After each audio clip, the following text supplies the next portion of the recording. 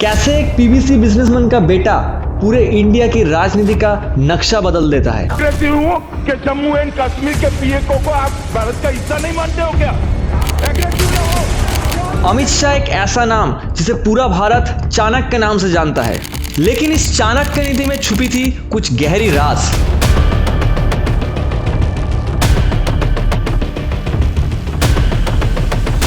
कैसे उनकी सफलता के साथ साथ उनके आसपास विवाद और रहस्य भी बढ़ते गए। ये कहानी है उनके उतार और डार्क साइड की।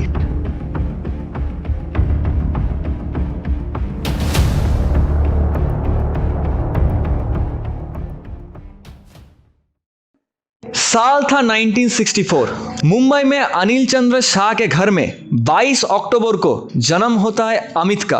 अमित का बचपन गुजरात के मानसा शहर में बीता, जहां उनके पिता अनिल चंद्र शाह एक सक्सेसफुल पीवीसी पाइप का बिजनेस संभालते थे और ठीक उसी शहर से उनके ग्रेट ग्रैंडपा नगर सेठ रह चुके थे। एक अच्छे बिजनेस फैमिली से बिलोंग करने के बावजूद वो अहमदाबाद के सीयूसा साइंस कॉलेज से बायोकेमिस्ट्री में ग्रेजुएशन करते हैं। शुरुआती दिनों में तो वो अपने पिता के बिजनेस में मदद की, लेकिन राजनीति की तरफ उनका इंटरेस्ट बढ़ता गया और इंटरेस्ट बढ़ा तो इतना बढ़ा कि आगे जाके वो आरएसएस और एबीवीपी के एक एक्टिव मेंबर भी बन जाते हैं। कॉलेज के दिनों में एबीवीपी के लिए वो जोरों शोरों से प्रचार करते थे और इन्हीं दिनों में उनकी मुलाकात हुई नरेंद्र मोदी से। और यही मुलाकात आगे जाके इंडियन पॉलिटिक्स का हिस्ट्री बदल देता है।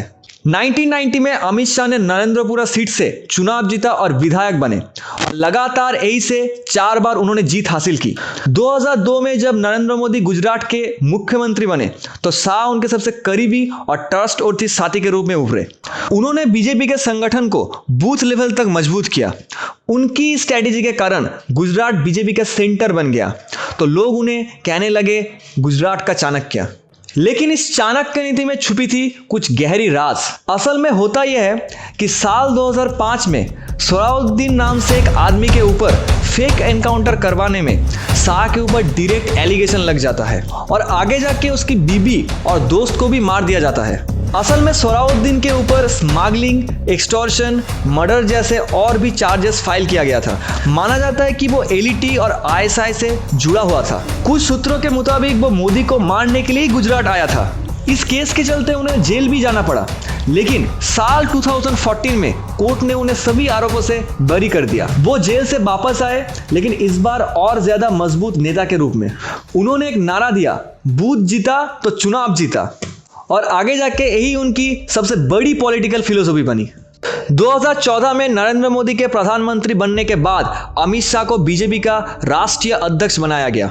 1 साल के अंदर उन्होंने बीजेपी को 11 करोड़ से ज्यादा सदस्यों तक पहुंचा दिया। उन्होंने पार्टी में डिसिप्लिन, कंट्रोल और प्लानिंग का नया दौर शुरू किया। उनके लीडरशिप में बीजेपी ने 2014 और 2019 लोकसभा के चुनाव में रिकॉर्ड तोड़ जीत हासिल किया। अमित शाह को राजनीति का मास्टर स्ट्रेटेजिस्ट भी कहा जाता है, लेकिन कुछ लोग उन्हें रूथलेस प्लानर भी कहते हैं।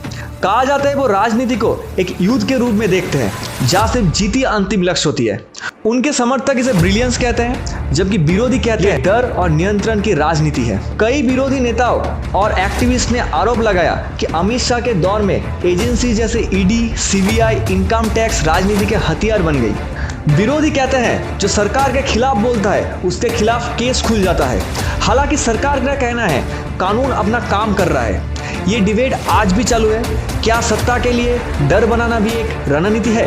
2019 में जब अमित शाह भारत के गृह मंत्री बने तो उन्होंने कुछ बड़े निर्णय। आर्टिकल 370 का हटाना, सीएए लॉ और नेशनल सिक्योरिटी के कदम उनके नाम से जुड़े हुए थे। उन्हें कहा जाता है एक कठोर लेकिन एक डिसाइसिव लीडर।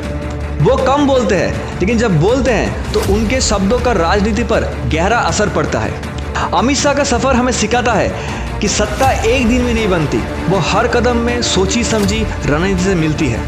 उनका जीवन एक मिसाल है कि राजनीति सिर्फ शक्ति नहीं बल्कि सोच, पेशेंस और टाइमिंग का खेल है। तो क्या अमित शाह भारत के चाणक्य है या उनका एक डार्क साइड भी है?